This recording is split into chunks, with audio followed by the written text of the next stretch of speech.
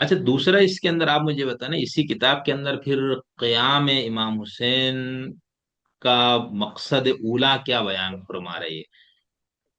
اس میں ایسے کوئی بات نہیں ہوئی اس کتاب کے اندر اچھا تو۔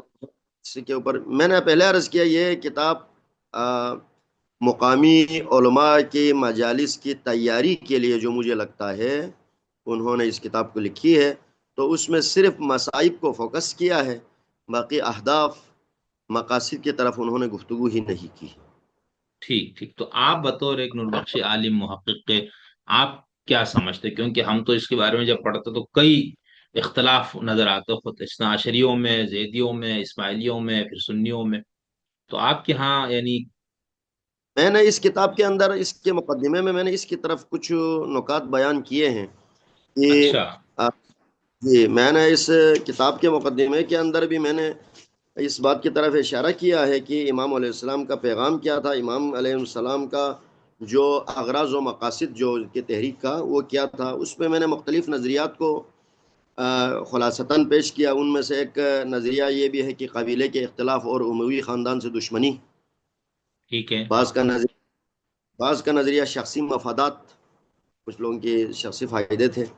تیسرا، ہمارے جو ہاں بزرگوں کا ایک مشہور نظریہ قضاء الہی، کہ بس خدا کا ایسا تھا ہوا۔ بالکل، اور واہ، کیا اسلامی حکومت کا قیام، ہوں، اور پانچواں نظریہ اس میں شرعی فریضہ۔ تو میرے خیال میں جو میں ذاتی طور پر یہ سمجھتا ہوں ایک طالب علم کی حیثیت سے، اب تک ہم نے جو اس سے ریلیٹڈ کتابیں پڑھی ہے یا ہم نے بہت سے لوگوں کے باتیں محققین کی سنی ہے، اس حوالے سے آخری دو قابل غور ہے: ایک اسلامی اچھا، حکومت کا قیام، دوسرا شرعی فریضہ۔ یہ دونوں ہمارے لیے قابل غور ہے۔ اور باقی جو شروع کے مقاصد ہے، یہ ایک تصوفانہ یا ہمارے یہاں جو عارفانہ نظریات تو ہو سکتے ہیں، مثلا کہ قضاء الہی میں یہی تھا، یا مثلا باقی دوسرے محققین کے نظریات میں یہ ایک شخصی مفادات تھے، قبیلہی دشمنی عرب والوں کے اندر موجود تھی یہ۔ لیکن میرے ذاتی سوچ یہ ہے کہ اگر میں آپ مجھ سے پوچھتے ہیں تو میری ذاتی سوچ اس میں حکومت اسلامی کی قیام، یہ تو 100% ایک مثلا ایک بندہ بے ہم کہتے ہیں کہ فعل الحکیم لا یخلو عن الحکمہ، تو ایک امام معصوم سے آپ کیا توقع کریں گے کہ وہ ایک جا کے یزید کو فرض کریں مار دیں پھر ایسے ہی چھوڑ دیں؟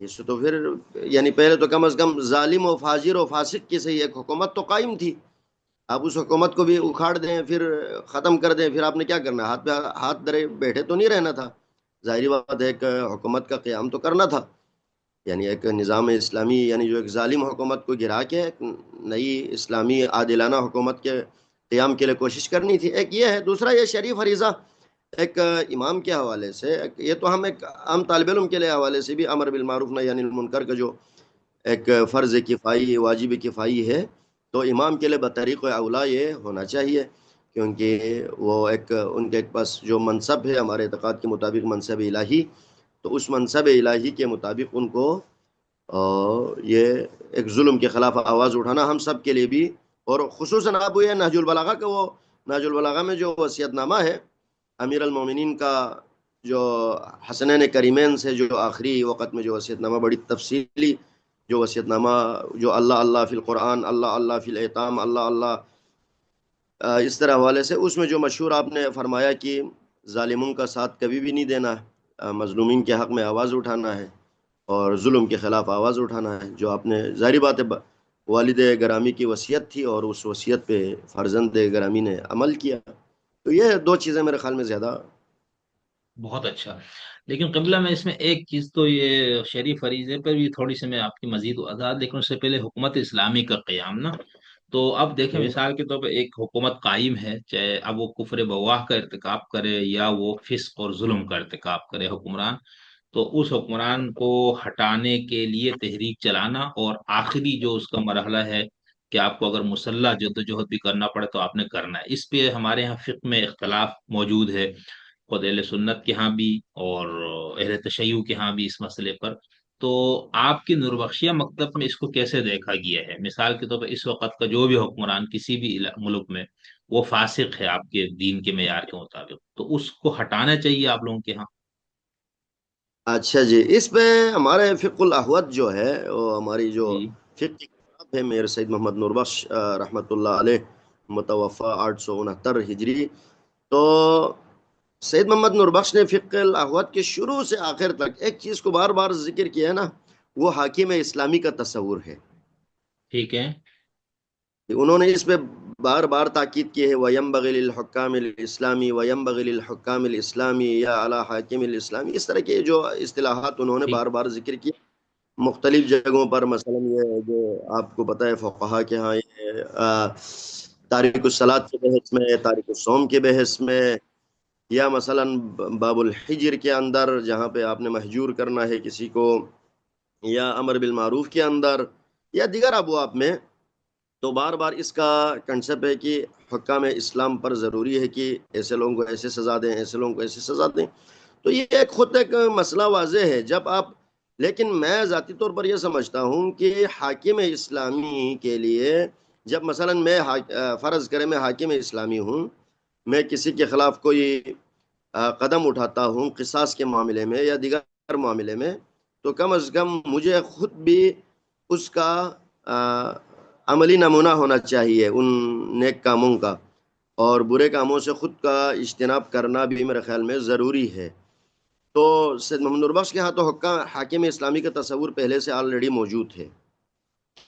باقی جو حاکم جو یعنی فاسق و فاجر حکمرانوں کے خلاف جو آواز اٹھانا ہے، اس پہ تو میرے خیال میں عام طور پر تو ظاہری بات آپ نے ابھی بھی فرمایا، فقہ اہل سنت میں بھی، اہل تشیع میں بھی اس کے اوپر اختلافات موجود ہیں. لیکن جب اس کی قیادت کرنے والا امام معصوم ہو، یعنی آپ اہل تشیع کے ہاں بھی ہمارے ہاں بھی وہ معصوم ہے، معصوم عن الخطا ہے. تو جب وہ قیام کر رہے ہوں تو اس کو موجودہ مثلا کسی کے قیام سے اس کو قیاس کرنا میرے خیال میں یہ شاید درست نہ ہو. ہمارے یہاں مطلب ابھی ہم میں سے جو کوئی قیادت کرے تو ہماری قیادت کے اندر خرابی ہو سکتی ہے، غلطی ہو سکتی ہے، بالکل امکانات موجود ہیں. بالکل. لیکن معصوم کو یہ قیادت کر رہے ہیں، وہ کسی کے خلاف آواز اٹھا رہے ہیں، اس میں ان کے ذاتی مفادات تو بالکل نہیں ہوتا، نہیں کیونکہ ہے. وہ اپنے خواہشات کے لیے تو اس میں کچھ سیاسی حربہ تو استعمال نہیں کرتا.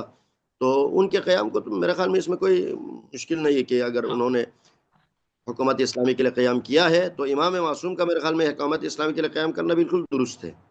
ٹھیک. نہیں، میں اس پہ تو ابھی آؤں گا نا. پہلے میں اصولی موقف سمجھنا چاہ رہا ہوں نا کہ جیسے ہم مثال کے طور پر اہل سنت کے ہاں جو فقہ کی کتنی جتنی کتابیں ہیں اس کے اندر خروج کا پورا ایک باب ہے، یعنی حکمران کے خلاف. اچھا، اس کے اندر پہلے تو وہی شرط لگاتے ہوئے حکمران عادل ہو، منصف ہو، متقی ہو.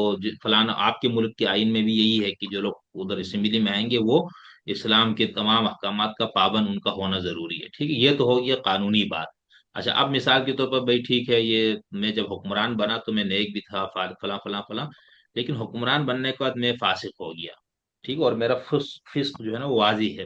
تو اس کے اندر اب اہل سنت کے ہاں تو یہ امام نووی اور ان لوگوں نے لکھا ہے کہ اس پہ اجماع ہے کہ فسق کی بنیاد پہ اب حکمران کو معزول کرنے کے لیے تحریک نہیں چلائی جائے گی. باقی تنقید، تبلیغ، واعظ، نصیحت وہ تو ظاہر سی باتیں ہوگی. وہ کہتا ہے ہم اب تحریک چلا کے اس کو ہٹانے کو اہل سنت کے ہاں اس کو اجماعی طور پر منع کیا گیا. لیکن محققین اہل سنت کے گروہ کا کہنا ہے کہ یہ پہلے نہیں تھا، یعنی امام ابو حنیفہ خود بھی فاسق حکمران کے خلاف تحریک چلانے کے حق میں تھے، اسی لیے انہوں نے زید علیہ الصلوۃ والسلام اور باقی جو ائمہ زیدیہ کے تھے ان کی انہوں نے نہ صرف حمایت کی بلکہ ان کے ساتھ پورا تعاون آپ نے جو آپ سے ہوا وہ کیا گیا. اسی بنیاد پہ وہ امام حسین کے اقدام کو اب جیسے سنی شیعہ نقطۂ نظر سے تو امام حسین وغیرہ تو امام معصوم ہے نا، ان پہ تو ہم اس پہ اس طرح بات نہیں کریں گے. لیکن سنیوں کے ہاں تو وہ ایک صحابی ہے بس، اور کوئی امام معصوم نہیں ہے، تو ان کے ہاں اس کو اسی طرح دیکھا جائے گا. تو ان کے ہاں تو یہ ہوگی. اچھا، شیعہ ہم جب کلام اور فقہ کی کتابیں پڑھتے ہیں تو اس کے اندر بھی اس بحث کو، چونکہ شیعوں میں یعنی انہوں نے اس کو اس طرح نہیں لیا. یہ تو کہا جاتا ہے جیسے مغنیہ صاحب وغیرہ نے کتاب لکھی اشیاء والحاکمون اور اس طرح سے، لیکن جب ہم ان کے کلام اور فقہ کی کتابوں میں گھستے ہیں تو وہاں پر بنیادی طور پر اس طرح کا مواد نہیں ملتا کہ بھئی اگر حکمران فاسق ہو گیا تو کیا امت کے افراد کو اس فاسق کے خلاف تحریک چلانی چاہیے یا نہیں. لیکن امام خمینی اور اس کے بعد یہ پورا ایک فقہ یا کہے یا ایک پوری فکر ڈیولپ ہو گئی کہ یہ کرنا ہے.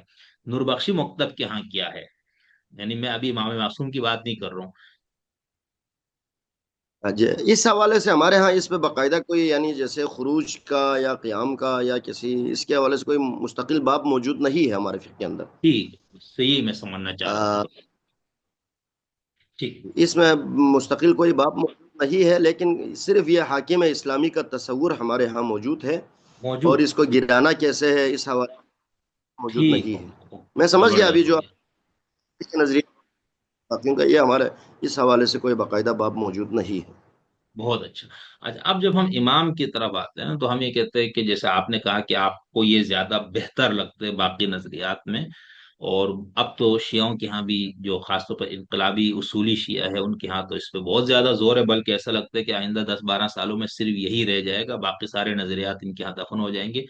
اخباری اور غیر اصولی غیر انقلابی اصولیوں کے ہاں وہ چیزیں رہ جائیں گی. ان کے ہاں سے یہ چیز ختم ہو جائے گی کیونکہ یہ ضرورت بھی ہے. تو میں اب اس میں یہ سمجھنا چاہ رہا ہوں نا کہ جب ہم یہ کہتے ہیں تو ایک تو امام حسین کی شہادت اور آپ کی اس پورے اس سے متعلق حضور کی حدیثیں موجود ہے خود شیعہ سنی دونوں کتابوں میں، اور بہت ساری احادیث وہ ہے جس کی صحت پہ اختلاف نہیں ہے خود شیعوں کے ہاں بھی سنیوں کے ہاں بھی، جس میں آپ نے بتایا کہ میرا یہ نواسہ ہے، اس کے ساتھ یہ ہوگا، جبریل نے آ کے بیوی کو بتایا، یہ سب موجود ہے. اور اچھا، ایک تو اس وجہ سے لوگ کہتے ہیں بھئی یہ کوئی اس طرح کی تحریک نہیں تھی، یہ مقدر تھا، یہ خدا کی طرف سے طے تھا، یہ قربانی ہونی تھی. تو وہ تو یہ اخذ کرتے ہیں، لیکن جو آپ لوگ اسلامی حکومت کے قیام کے لیے اس کو تحریک سمجھتے ہیں، تو کیا آپ کے خیال میں معاویہ کی حکومت اسلامی تھی جس کے خلاف امام حسن نے پھر قیام نہیں کیا، صلح کر کے وہ خاموش ہو گئے؟ ٹھیک ہے. پھر ہم اس سے پیچھے جائے تو جو خلفائے ثلاثہ آتے ہیں تو ان کے ہاں بھی تو بھائی شیعہ معیار کے مطابق تو وہ حکومت اسلامی اس معنوں میں نہیں تھی، تو امام علی نے بھی یہ کام نہیں کیا، تو صرف امام حسین نے یہ قدم کیوں اٹھایا؟ اچھا، یہاں پر پہلی بات تو یہ ہے کہ اس حوالے سے جو ابھی آپ نے جو روایت کا ذکر کیا، یہ روایت ہماری کتب میں بھی موجود ہے. جی. میں ابھی یہ روایتیں آپ کو کروں گا کہ حضرت ام سلمہ کو جو خاک دیا گیا تھا، جی. جی. یا مثلا حضرت زہرا سلام اللہ علیہا جس حالت میں مشہور ہوں گی، وہ وغیرہ، یہ میں انشاءاللہ بھی بات کروں گا. لیکن ابھی جو آپ کا تو سوال ہے، اس سوال کو میں آپ نوربخشی نظر سے تھوڑا اٹھاؤں گا، کیونکہ یہ ایک پھر دوسری طرف سوال کا رخ جو ہے، یعنی جو آپ نے ابھی اس حوالے سے پیش کی، تو میں اس کو خالصتاً نوربخشی مکتب فکر کا نظریہ تو نہیں کہوں گا جو میں ابھی پیش کروں گا. یعنی جس میں آپ نے مثال دی امیر شام کی، جو مثال دی حکومت کی جو امام حسن کے حوالے سے، میں ایک تاریخی طالب علم کی حیثیت سے جو میں سمجھتا ہوں، خیر آپ اس سے بھرپور اختلاف کا حق آپ بھی رکھتے ہیں، باقی ہمارے سننے اور دیکھنے والے بھی رکھ سکتے ہیں، کیونکہ ایک علمی اختلاف ہے، اس میں کوئی پرسنل معاملہ تو ہے نہیں ہے. تو وہاں پہ جو ہمیں یہ پہ میرے خیال میں یہ سوال بھی اتنا نیا نہیں ہے جو ابھی آپ نے فرمایا، اور میرا جواب بھی کوئی جی. جی. نیا جواب نہیں ہے. یہ سوال عرصے سے، یہ سوال بھی جنم دے رہے، اور یہ اس کا جواب بھی کئی دفعہ مختلف لوگوں کی طرف سے دیا جا چکا ہے کہ امام حسن علیہ السلام اور امام حسین علیہ السلام، یا اس سے پہلے خلفائے ثلاثہ، ان کی سیاسی وضعیت میں میرے خیال میں جو واقعہ وہ حالات تھے، ان حالات میں حالات فرق رکھتے تھے. تو جہاں پہ امام حسن علیہ السلام اگر مثال کے طور پر امیر شام معاویہ ابن ابو سفیان سے جنگ کی پوزیشن میں نہیں تھے، یہ جمال صفین نہروان کے بعد جو حالات پیدا ہو گئے تھے، اور جو آپ کے ساتھیوں کے جو حالات تھے، اس بنا پر ہم کہہ سکتے ہیں تاریخ میں کہ آپ جنگ کرنے کی پوزیشن میں نہیں تھے. اسی لیے آپ کے پاس کوئی اتنے جان نثار فداکار ساتھی بھی نہیں تھے کہ آپ ان کو لے کے ان کے خلاف کوئی قیام کرتے. لیکن امام حسین علیہ السلام نے اپنے اصحاب کے بارے میں تو شب عاشور کا آپ کو جو مشہور جملہ ہے، جس میں آپ نے فرمایا کہ میں سب سے زیادہ اپنے ساتھیوں کو وفادار میں نے پایا، یعنی بہت ہی وفا اصحاب تھے، تعداد میں کم ضرور تھے، لیکن مگر وہ جس طرح انہوں نے جان فشانی کی، جس طرح انہوں نے جانثاری کی، وہ تو خیر سب کے سامنے ہے جب ایسے ساتھی موجود تھے. اور دوسری بات یہ ہے کہ جو امیر شام کی حکومت تک، معاویہ ابن ابو سفیان کی حکومت تک جو حالات تھے، وہ تو یزید جیسا بندہ منصب پہ آنے کے بعد بالکل فرق کرتا تھا. ٹھیک. یزید نے جو اب ہمارے ہاں بھی ایک باب الصلح کے اندر میر سید محمد نوربخش پیغمبر کی اس حدیث کو بھی کوٹ کرتے ہیں، نقل کرتے ہیں، پھر وہاں پہ کہتے ہیں کہ صلح ان معاملات میں جائز ہے کہ حرام کو حلال نہ قرار دیا جائے اور حلال کو حرام نہ قرار دیا جائے.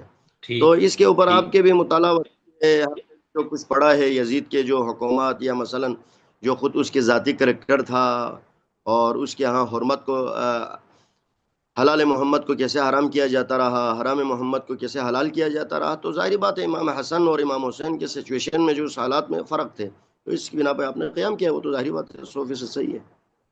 ٹھیک، یعنی یزید، امیر معاویہ جو ہے وہ یزید کے مقابلے پہ بہرحال بہتر تھے، انہوں نے حلال کو حرام، حرام کو حلال، اور مطلب باقی جو کچھ آپ اس کو یہ کہہ سکتے ہیں کہ اس کے حکومت کا جو طریقہ تھا وہ، خیر اس کی نیات، اس کے بحث وہ ایک الگ بحث ہے، لیکن کم از کم ظاہری طور پر یزید سے تو ظاہری، بہتر تھا، یزید صحیح، کی نسبت ٹھیک کا مقابلہ نہ کریں، یزید کا مقابلہ کریں تو یزید تو بہتر تھا۔ ٹھیک، بہت اچھا بہت اچھا۔